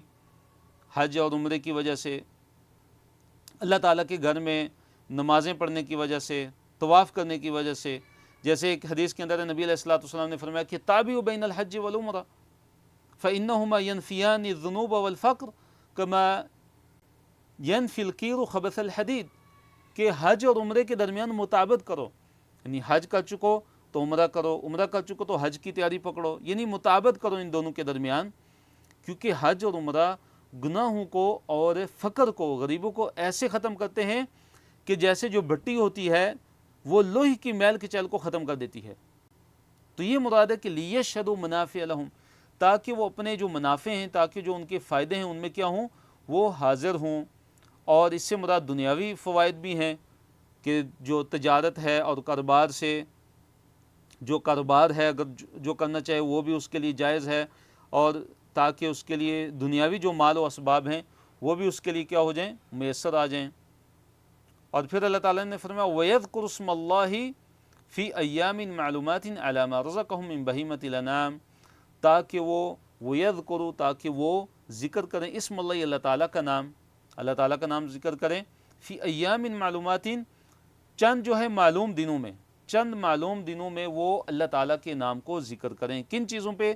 کہ علی ما رزقہم، جو اللہ تعالیٰ نے ان کو دی ہیں، من بہیمۃ الانعام، پالتو چوپایوں میں سے، جو اللہ تعالیٰ نے ان کو پالتو جو چوپائے ہیں جو اللہ تعالیٰ نے ان کو عطا فرمائے ہیں، جب وہ ان کو ذبح کریں، اللہ تعالیٰ کے راستے میں ان کو قربان کریں، تو وہ تاکہ اللہ تعالیٰ کا نام لیں، یعنی کہ بسم اللہ پڑھیں، بسم اللہ پڑھ کر وہ اللہ تعالیٰ کے لیے ان جانوروں کو جو اللہ تعالیٰ نے ان کو رزق کے طور پر عطا فرمائے ہیں ان پہ اللہ تعالیٰ کا نام لیں. فی ایام معلومات، ایام معلومات سے مراد کیا ہے؟ یوم النحر، 10 ذوالحجہ، اور اس کے بعد کے جو 3 دن ہیں، یعنی 10، 11، 12، 13، جن کو ایام تشریق کہتے ہیں، تو یہ قربانی کے دن ہیں. فَقُلُوا مِنْهَا، تو اللہ تعالیٰ نے فرمایا کہ پس کھاؤ، منہا، ان میں سے، یعنی جو تم قربانی کرو اللہ تعالیٰ کے لیے، جو ذبح کرو تو اس میں سے تم خود کھاؤ. وَأَطْعِمُوا، اور کھلاؤ، البائس الفقیر، تنگ دست محتاج کو بھی کھلاؤ، تنگ دست جو محتاج ہیں ان کو بھی کھاؤ، خود بھی کھاؤ اور تنگ دست محتاج کو بھی کھلاؤ. تو جو مشرکین تھے وہ ان جانوروں میں سے وہ خود نہیں کھاتے تھے، ان جانوروں میں سے جو ذبح کرتے تھے تو خود نہیں کھاتے تھے، دوسروں کو تو دیتے تھے لیکن خود نہیں کھاتے تھے. تو اللہ تعالیٰ نے کیا حکم دیا کہ خود بھی کھاؤ، اور جو تنگ دست، جو فقیر ہے، جو محتاج ہے، اس کو بھی کھلاؤ. تو آگے اللہ تعالیٰ نے فرمایا، اگلی آیت کی طرف ہم چلتے ہیں، ثُمَّ لْيَقْضُوا تَفَثَهُمْ، ثُمَّ لْيَقْضُوا، پھر چاہیے کہ وہ جو ہے اتاریں، تفثہم، اپنی میل کچیل، پھر وہ اپنی میل کچیل کو اتاریں. وَلْيُوفُوا نُذُورَهُمْ، اور پھر چاہیے کہ وہ اپنی نظروں کو کیا کریں، پورا کریں، اگر کسی نے نظر مانی ہے تو وہ اس کو پورا کریں. وَلْيَطَّوَّفُوا، اور چاہیے کہ وہ طواف کریں، بالبیت العتیق، اس بیت عتیق کا، یعنی اللہ تعالیٰ کے قدیم گھر کا جو ہے وہ طواف کریں. تو یہ جو اللہ تعالیٰ نے فرمایا کہ ثُمَّ لْيَقْضُوا تَفَثَهُمْ، پھر وہ اپنا جو میل کچیل ہے وہ اس کو کیا کریں، دور کریں. تو دیکھیے حج کے بارے میں یہ بیان ہو رہا ہے کہ 10 ذوالحجہ کا جو دن ہے، 10 ذوالحجہ کے دن جو ہے، جو جمرہ عقبہ ہے، جمرہ کبریٰ ہے کہ جس پہ کنکریاں ماری جاتی ہیں، تو جب جمرہ عقبہ کو کنکریاں مار لی جائیں تو اس کے بعد جو ہے انسان جو اپنا احرام کیا ہے، کھول سکتا ہے، احرام اپنا کھول دیتا ہے، اور اس کے لیے بیوی سے ہم بستری کے علاوہ ساری جو چیزیں ہیں دوسری جو ہے وہ کیا ہو جاتی ہیں، دوسرے جو تمام جو امور ہیں وہ کیا ہو جاتے ہیں، اس کے لیے حلال ہو جاتے ہیں، اس کے لیے جائز ہو جاتے ہیں. تو پھر کیا مراد ہے کہ ثُمَّ لْيَقْضُوا تَفَثَهُمْ، پھر وہ اپنا میل کچیل کیا کریں، دور کریں. اس کے بعد یعنی قربانی کے بعد وہ کیا ہے کہ اپنے بال وغیرہ وہ کاٹ لیں، اپنے ناخنوں وغیرہ کو وہ جو ہے وہ تراش لیں، خوشبو استعمال کرتے ہوئے وہ اپنے جو دوسرے یعنی احرام کی چادریں اتار کے عام کپڑے وہ پہن سکتے ہیں، اور وہ کیا کریں، پہن لیں. اور پھر جو فرمایا کہ وَلْيُوفُوا نُذُورَهُمْ، اور ان کو چاہیے کہ اپنی پھر نظریں بھی پوری کریں. وَلْيُوفُوا، چاہیے انہیں کہ وہ نظریں پوری کریں. اگر کسی نے نظر مانی ہے تو وہ اپنی نظر کو پورا کرے. مثلا اگر کسی نے نظر مانی ہے کہ وہ جا کے وہاں پہ جو اتنے طواف کرے گا یا اتنا قرآن پڑھے گا یا اتنے نفل پڑھے گا، کوئی بھی اگر نظر مانی ہے تو وہ کیا کریں، وہ نظر کو پورا کریں اور اس قدیم گھر کا طواف کریں. بالبیت العتیق، بیت العتیق سے مراد ہے قدیم گھر، یعنی کعبہ کیا ہے، قدیم گھر ہے اللہ تعالیٰ کا. تو طواف سے مراد یہاں پہ کیا ہے، طواف افاضہ ہے اور یا طواف زیارت ہے، جو حج کا سب سے بڑا رکن ہے. حج کا سب سے بڑا رکن ہے کہ اس کے علاوہ حج مکمل نہیں ہوتا، یہ حج کا رکن ہے. طواف زیارت، طواف افاضہ اس کو کہتے ہیں، یعنی 10 ذوالحجہ کو کیا جاتا ہے. یہ کب کیا جاتا ہے، 10 ذوالحجہ، عید کے دن جو ہے جو حاجی ہیں وہ 10 ذوالحجہ کو طواف زیارت کرتے ہیں. تو یہ حج کا کیا رکن ہے. آگے اللہ تعالیٰ نے فرمایا، اگلی آیت کی طرف ہم چلتے ہیں، ذالک، یہ، وَمَن يُعَظِّمْ حُرُمَاتِ اللَّهِ فَهُوَ خَيْرٌ لَهُ عِندَ رَبِّهِ، کہ جو بھی اللہ تعالیٰ کی جو حرمتیں ہیں، جو بھی اللہ تعالیٰ کی حرمتوں کی جو تعظیم کرے گا، یہ کیا ہے، اس کے لیے بہتر ہی بہتر ہے اس کے رب کے ہاں. یعنی حرمتوں سے مراد کیا ہے کہ مناسک حج جو پہلے گزر چکے، جو بھی ان کی تعظیم کرے گا، مناسک حج کی جو بھی تعظیم کرے گا، تو یہ اس کے لیے کیا ہے، اس کے رب کے ہاں خیر ہی خیر، اس کے رب کے ہاں بہتر ہی بہتر ہے. تو اللہ تعالیٰ کی حرمتوں کی تعظیم سے کیا مراد ہے کہ مناسک حج اس طریقے سے ادا کیے جائیں کہ جس طرح بتلایا گیا ہے، اور ان کی خلاف ورزی کر کے، جیسے شریعت نے بتایا ہے مناسک حج کرنے کا جو احکام دیے گئے، ان کی خلاف ورزی کر کے اللہ رب العالمین کی جو یہ حرمتیں ہیں ان کو پامال نہ کیا جائے. وَأُحِلَّتْ لَكُمْ الْأَنْعَامُ، اللہ نے فرمایا یہاں پہ کہ وہ احلت اور حلال کر دیے گئے، لکم تمہارے لیے، الانعام چوپائے، تمہارے لیے جو چوپائے ہیں، الانعام یعنی اونٹ، گائے، بکری اور بیڑ، جو چوپائے ہیں، مویشی ہیں، اللہ تعالیٰ نے تمہارے لیے حلال کر دی ہیں، تمہارے لیے حلال کر دی گئے، الا سوائے اس کے کہ ما جو یتلا، جو تلاوت کیے جاتے ہیں، علیکم تم پر، جو تم پر پڑھے جاتے ہیں، یعنی جن کی جو حرمت ہے تم پر پڑھی جاتی ہے. یعنی کہ جو جیسے اللہ تعالیٰ نے فرمایا انما حرم علیکم المیتۃ، اللہ تعالیٰ نے تم پر مردار کو حرام کر دیا ہے. انما حرم علیکم المیتۃ والدم، خون کو، ولحم الخنزیر، اور خنزیر کے جو گوشت ہے اس کو، وما اہل بہ لغیر اللہ، جس پر غیر اللہ کا نام پکارا جائے. تو جن کی حرمت اللہ تعالیٰ نے ذکر کی ہے وہ مستثنا ہے. باقی اللہ تعالیٰ نے فرمایا کہ وَأُحِلَّتْ لَكُمُ الْأَنْعَامُ، اللہ تعالیٰ نے تمہارے لیے جو ہے انعام جو ہے مویشی اللہ نے تمہارے لیے حلال کر دیے. فَاجْتَنِبُوا الرِّجْسَ، پس تم گندگی سے بچو. کس چیز کی گندگی؟ من الاوثانی، بتوں کی. اوثان وثن کی جمع ہے، مراد بت ہیں. بتوں کی جو گندگی ہے، جو پلیدی ہے، اس سے تم بچو. یعنی ان کی عبادت مت کرو، ان کو اللہ تعالیٰ کے ساتھ شریک مت ٹھہراؤ. وجتنبوا، اور اجتناب کرو اور بچو، قول الزور، جھوٹی بات سے. تو دیکھیے جو فجتنبوا الرجس من الاوثان، اس کا تعلق کسی عقائد سے ہے.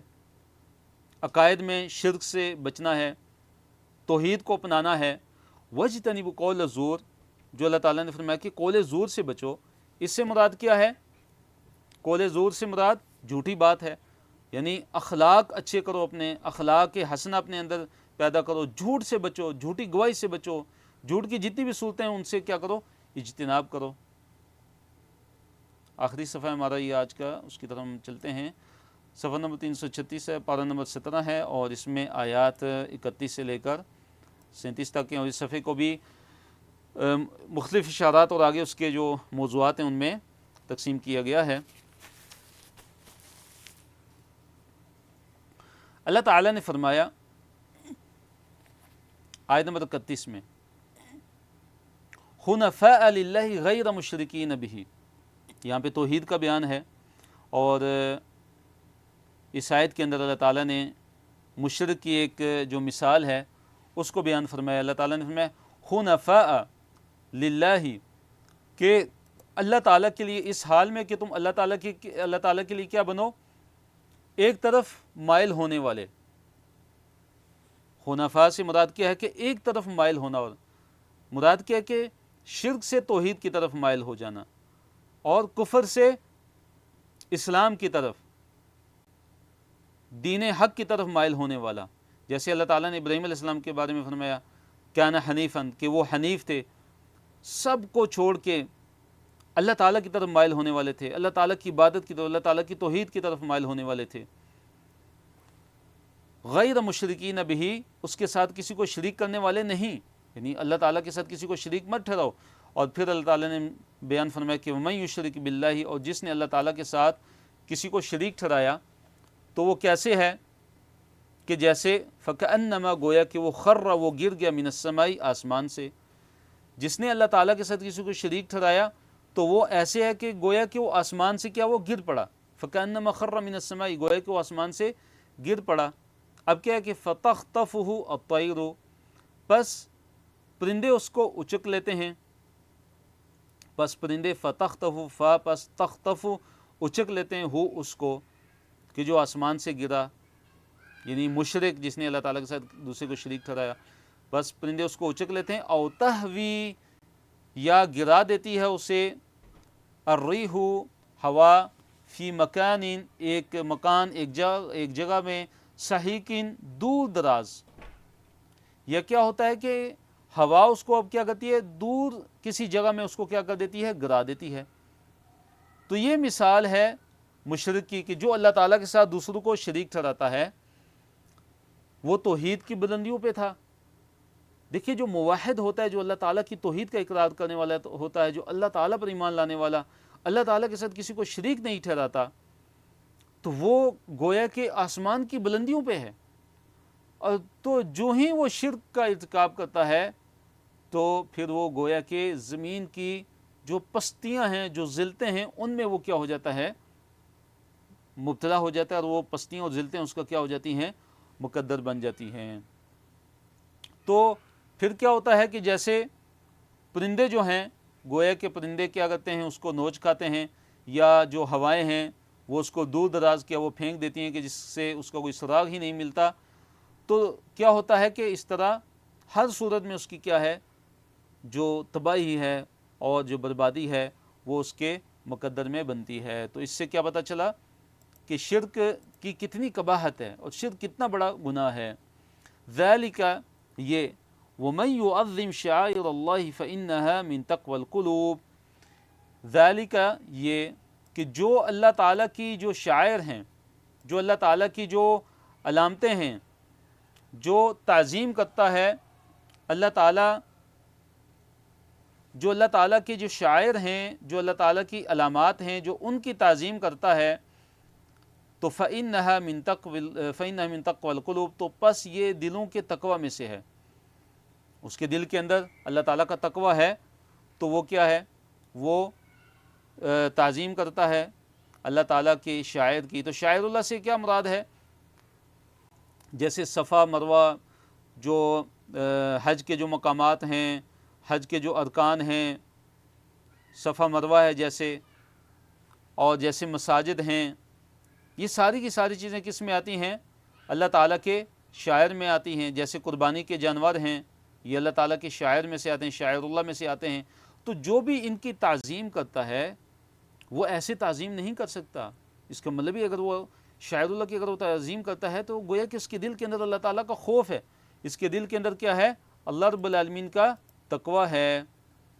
لَكُمْ فِيهَا مَنَافِعُ إِلَىٰ أَجَلٍ مُّسَمًّى، اللہ نے فرمایا کہ تمہارے لیے ان میں جو ہے منافع ہیں، تمہارے لیے ان میں کیا ہیں، فائدے ہیں، إِلَىٰ أَجَلٍ مُّسَمًّى، ایک مقررہ مدت تک، ایک مقررہ مدت تک تمہارے لیے ان میں منافع، یعنی کہ جو جانور جو ہے، جو حاجی، جو ان کی جو قربانیاں ہوتی ہیں، جن کو حرم مکی میں ان کو ذبح کیا جاتا ہے، مکہ میں مینا کے اندر ان کو ذبح کیا جاتا ہے، تو اللہ تعالیٰ نے فرمایا کہ یہ جو جانور ہیں ان میں تمہارے لیے منافع، ان میں تمہارے لیے فائدے ہیں، الی اجل مسمى، مقررہ مدت تک، ایک مقرر مدت تک تمہارے لیے کیا ہیں، یعنی ذبح ہونے سے پہلے پہلے مراد کیا کہ ان سے تم اگر کوئی فائدہ اٹھانا چاہو، ان کو بغیر نقصان دیے تو تم ان سے فائدہ اٹھا سکتے ہو۔ مثلا کسی کا جانور ہے، حاجی کا جانور ہے، وہ اس نے، کیونکہ حج کے اندر جو حج قران ہوتا ہے اور حج تمتع ہوتا ہے، اس میں جو قربانی ہوتی ہے وہ لازمی ہوتی ہے۔ تو اگر وہ ان جانوروں کا جو ہے وہ دودھ دوتا ہے اور ان کو کسی بھی طریقے سے استعمال کرتا ہے، مثلا ان کی اون وغیرہ استعمال کرتا ہے، تو یہ منافع ہیں یہ فائدے ہیں، اور اجل مسمى مقرر مدت تک، یعنی ان کے ذبح ہونے سے پہلے اگر کوئی ان سے کوئی منافع حاصل کرتا ہے، فائدہ حاصل کرتا ہے ان جانوروں کو بغیر نقصان دیے ہوئے، تو یہ اس کے لیے کیا ہے؟ جائز ہے۔ یہ اس کے لیے کیا ہے؟ جائز ہے۔ یہ کوئی ممنوع یا حرام نہیں ہے کہ قربانی کے جانور سے فائدہ اٹھانا ممنوع یا حرام نہیں۔ پھر اللہ نے فرمایا ثم محلوها، ثم محلوها، پھر جو ان کا جو محل ہے، محل سے کیا مراد ہے؟ ان کے جو حلال ہونے کی جگہ، ان کے جو حلال ہونے کی جگہ ہے وہ کیا ہے؟ اس قدیم گھر کی طرف ہے، الی البیت العتیق، اس قدیم گھر کی طرف ہے۔ یعنی جو قدیم گھر سے مراد کیا ہے؟ کعبہ ہے۔ مراد یہاں پہ کیا ہے کہ حرم اور مینا اور مکہ، کہ وہاں پہ جو ہے ان جانوروں کو کیا ہوتا ہے؟ ان کو ذبح کیا جاتا ہے۔ وَلِكُلِّ أُمَّةٍ جَعَلْنَا مَنْسَكًا لِيَذْكُرُوا اسْمَ اللَّهِ عَلَى مَا رَزَقَهُم مِّن بَهِيمَةِ الْأَنْعَامِ۔ اللہ تعالیٰ نے فرمایا کہ ہم نے ہر امت کے لیے قربانی مقرر کی ہے۔ اس سے کیا پتہ چلتا ہے کہ یہ جو قربانی ہے، قربانی کا جو فلسفہ ہے، جو قربانی ہے، یہ صرف اس امت میں نہیں ہے بلکہ پہلی امتوں میں بھی ہے، موجود تھی یہ۔ وَلِكُلِّ أُمَّةٍ، اور ہر امت کے لیے، جعلنا، ہم نے بنایا، منسکن، قربانی کو۔ ہر امت میں ہم نے کیا رکھا؟ ہم نے ہر امت کے لیے قربانی ہم نے ان کے لیے مقرر کی۔ لِيَذْكُرُوا اسْمَ اللَّهِ عَلَى مَا رَزَقَهُم مِّن بَهِيمَةِ الْأَنْعَامِ۔ اللہ نے فرمایا لِيَذْكُرُوا اسْمَ اللَّهِ، تاکہ وہ ذکر کریں اللہ تعالیٰ کے نام کا، تاکہ وہ ذکر کریں اسم اللہ، اللہ تعالیٰ کے نام کا، علی، اس پر، ما، جو، رزقہم، جو اللہ تعالیٰ نے ان کو رزق دیا ہے، جو اللہ تعالیٰ نے ان کو عطا فرمایا ہے، من بہیمت الانعام۔ بہیمت الانعام سے کیا مراد ہے؟ کہ جو پالتو جو چوپائے ہیں جو اللہ تعالیٰ نے ان کو عطا فرمائے، تاکہ وہ ان پہ اللہ تعالیٰ کا نام لیں۔ مراد کیا کہ ان کو اللہ تعالیٰ کے نام پہ ذبح کریں، اللہ تعالیٰ کے نام پہ ان کو کیا ہے؟ ذبح کرنا ہے۔ فَإِلَٰهُكُمْ إِلَٰهٌ وَاحِدٌ، پس تمہارا جو الہ ہے وہ ایک ہی الہ ہے، تمہارا جو معبود ہے وہ ایک ہی الہ ہے، دو نہیں ہے، تین نہیں ہے، زیادہ نہیں، بلکہ تمہارا جو معبود ہے وہ معبود برحق ہے، وہ ایک ہی معبود ہے، ایک ہی الہ ہے، ایک ہی خدا ہے۔ فَلَهُ أَسْلِمُوا، پھر اللہ نے فرمایا فَلَهُ، پس اسی کے لیے، اسلموا، تم سر تسلیم خم کرو، تم اسی کے فرمانبردار بن جاؤ۔ وَبَشِّرِ الْمُخْبِتِينَ، پھر اللہ تعالیٰ نے فرمایا کہ خوشخبری دے دیجیے اے نبی صلی اللہ علیہ وسلم، المخبتین، ان لوگوں کو کہ جو عاجزی اختیار کرتے ہیں، جو عاجزی اختیار کرتے ہیں، ان کو اے نبی صلی اللہ علیہ وسلم آپ کیا دے دیجئے؟ ان کو خوشخبری دے دیجئے۔ اب عاجزی اختیار کرنے والے کون ہیں؟ مخبتین کون ہیں؟ عاجزین کی کیا صفات ہیں؟ اللہ تعالیٰ نے فرمایا اذا ذکر اللہ، جب اللہ تعالیٰ کا ذکر کیا جاتا ہے، وجلت، ڈر جاتے ہیں، قلوبہم، ان کے دل۔ عاجزین کی پہلی صفت کیا ہے؟ اللہ تعالیٰ کے ذکر پر ان کے دل کیا ہو جاتے ہیں؟ ڈر جاتے ہیں۔ والصابرین، اور صبر کرنے والے ہیں، ما اصابہم، جو ان کو پہنچتی ہے مصیبت، مصیبتوں پہ صبر کرنے والے، یہ دوسری صفت۔ والمقیم الصلاۃ، اور قائم کرنے والے نماز کو قائم کرنے والے، یہ تیسری صفت۔ اور چوتھی صفت کیا بیان فرمائی ان کی؟ ومما، اور اس میں سے جو رزقناہم، ہم نے ان کو رزق دیا، ہم نے ان کو جو عطا فرمایا، ينفقون، وہ خرچ کرتے ہیں۔ تو مخبتین، عاجزی اختیار کرنے والوں کی یہ چار صفات اللہ تعالیٰ نے بیان فرمائی ہیں۔ تو ہم دیکھیں، ہم عبرت حاصل کریں، ہم سبق حاصل کریں ان آیات سے، کیا ہمارے اندر وہ صفات ہیں کہ جب اللہ تعالیٰ کا ذکر کیا جاتا ہے تو ان اہل ایمان کے دل کیا ہو جاتے ہیں؟ ڈر جاتے ہیں، اور مصیبتوں پہ یہ صبر کرتے ہیں، نماز کو قائم کرتے ہیں، اور اللہ تعالیٰ نے ان کو جو عطا فرمایا ہے اس میں کیا کرتے ہیں؟ اس میں سے وہ خرچ کرتے ہیں۔ آیت نمبر 36 کی طرف ہم آتے ہیں کہ قربانی کے جو جانور ہیں وہ شعائر اللہ میں شامل ہیں۔ قربانی کے جانور کیا ہیں؟ شعائر اللہ میں شامل ہیں۔ قربانی کے جانوروں میں سے کھاؤ بھی، اور قربانی کے جانوروں میں سے دوسروں کو بھی کھلاؤ۔ اونٹ کو کھڑا کر کے ذبح کیا جائے، اونٹ کو کھڑا کر کے ذبح کیا جائے، اور قربانی کا گوشت جو ہے خود بھی کھاؤ، اور سوال کرنے والے اور نہ کرنے والے، یعنی جو سوال نہیں کرتے، ان کو بھی کھلاؤ۔ تو اللہ تعالیٰ نے فرمایا، آیت نمبر 36 کی طرف ہم آتے ہیں، والبدن، اور قربانی کے جو بڑے جانور ہیں، جیسے اونٹ ہے اور گائے ہے، اللہ نے فرمایا جعلناها لکم، اللہ بنایا ہم نے ان کو تمہارے لیے، من شعائر اللہ، اللہ تعالیٰ کے شعائر میں سے، ان کو ہم نے تمہارے لیے اللہ تعالیٰ کی نشانیوں میں سے بنایا ہے، ان کو ہم نے تمہارے لیے اللہ تعالیٰ کی نشانیوں میں سے بنایا ہے۔ لکم فیہا خیر، تمہارے لیے ان میں کیا ہے؟ خیر ہے، تمہارے لیے ان میں کیا ہے؟ خیر ہے۔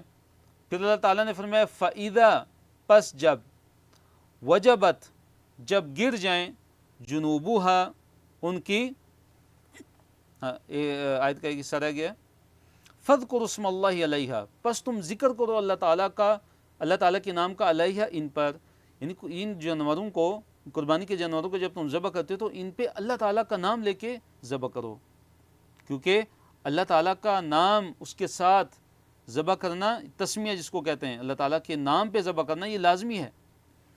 پھر فرمایا کہ صواف، کہ گھٹنے بندے کھڑے ہوں، ان کے جو گھٹنا ہے، ایک ان کا گھٹنا جو ہے وہ کیا ہو کہ وہ ان ایک گھٹنے کو باندھا جائے اور کھڑے کر کے ان کو کیا کیا جائے؟ ذبح کیا جائے۔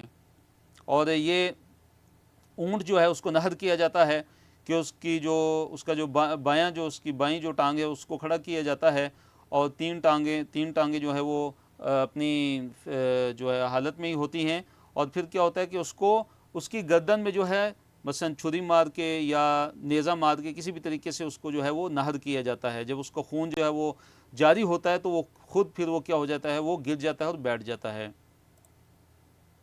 پھر اللہ تعالیٰ نے فرمایا کہ فَإِذَا وَجَبَتْ جُنُوبُهَا، پھر جب ان کے جو پہلو ہیں، وجبت گر پڑیں، جنوبها ان کے پہلو، جنوب جنب ان کی جمع، جنب پہلو کو کہتے ہیں اور اس کی جمع جنوب، فرمایا فَقُلُوا مِنْهَا، پس کھاؤ ان میں سے، پس ان میں سے کیا کرو؟ کھاؤ، منہا ان میں سے، ان جانوروں میں سے، وَأَطْعِمُوا، اور کھلاؤ، کس کو؟ القانیہ، قناعت کرنے والا، یعنی کہ جو سوال نہیں کرتا، جو قناعت کرتا ہے، جو سوال نہیں کرتا اور قناعت کرتا ہے، والمعتر، اور مانگنے والے کو بھی کھلاؤ، کس کو؟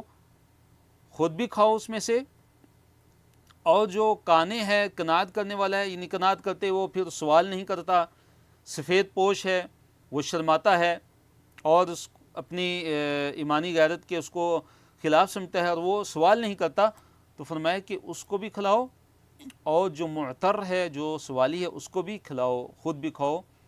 کذالک، اسی طرح سخرنا، ہم نے ان کو مسخر کر دیا ہے، تابع کر دیا ہے، لکم، تمہارے لیے، لعلکم، تاکہ تم تشکرون، تاکہ تم کیا ہو؟ شکر کرنے والے بن جاؤ۔ لن ینال اللہ لحومها ولا دماؤها، اللہ تعالیٰ نے فرمایا کہ لن ینال اللہ، نہیں پہنچتا اللہ تعالیٰ کو، لحومها، ان کے گوشت، یہ جو قربانی کے جو جانور ہیں جو تم اللہ تعالیٰ کی راہ میں قربانی کرتے ہو، ان کے جو گوشت ہیں وہ اللہ تعالیٰ کو ہرگز نہیں پہنچتے، ولا دماؤ، نہ ہی ان کے خون، نہ ہی ان کے خون پہنچتے ہیں، ولیکن، لیکن، ینالہ، پہنچتا ہے اس کو، التقوی، تقوی، منکم، تم سے، اللہ تعالیٰ کو تو تمہارا تقوی پہنچتا ہے، اللہ تعالیٰ کو تو صرف تمہارا تقوی پہنچتا ہے کہ تمہارے اندر تقوی کتنا ہے، اخلاص کتنا ہے۔